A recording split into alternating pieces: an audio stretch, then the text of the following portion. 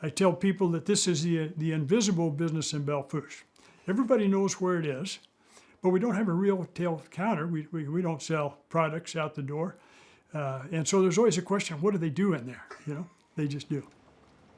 It's the center of the nation wool warehouse. And what they do in there is market and ship upwards of 20% of all the wool sheared and sold in the U.S. annually. Why Belle Fourche? You know, why is the wool business in Belle Fourche? Is a question I've been asked a lot of times. I think the answer is it has to do with the heavy clay soils and the dry conditions in our immediate region here. You know, we have good genetics in this area, first of all, and we've got a great environment, and you need those two things to have a quality wool clip. Started in about 1960. That's the roots of this operation as we know it today. And it was a group of ranchers, wool producers that were, you know, right in this immediate region.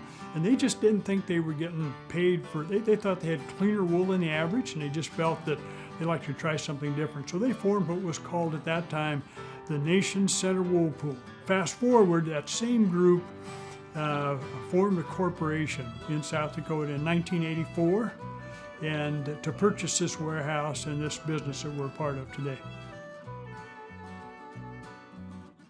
As you drive around western South Dakota, it's oftentimes the sheep are not next to the road. You think, well, there's no sheep left.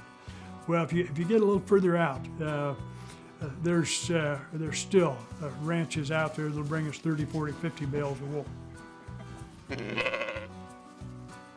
The bales that come in from the ranches typically weigh 400 to 450 pounds. The question is always, well, how many sheep is that? Each sheep normally is going to shear 8 or 9 or 10 pounds, so we just use 10 pounds for an easy number. If the bale weighs 400 pounds, we've got 40 sheep to a bale. Every bale is marked with a lot number that corresponds with the owner that brought the bale to us, a serial bale number like 1 through 10 or 1 through 20, whatever it's going to be, and a weight for each bale, okay? And then after we've gotten that done, we're going to take a look at, say, his yearling wool, for example, or what he's calling the A-line, the main part of his production.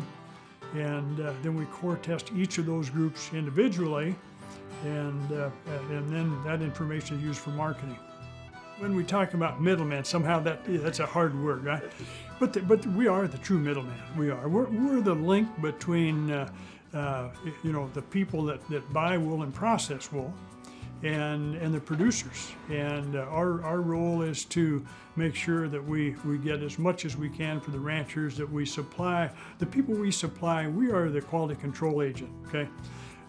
Because their needs are pretty specific to fineness or to length or color.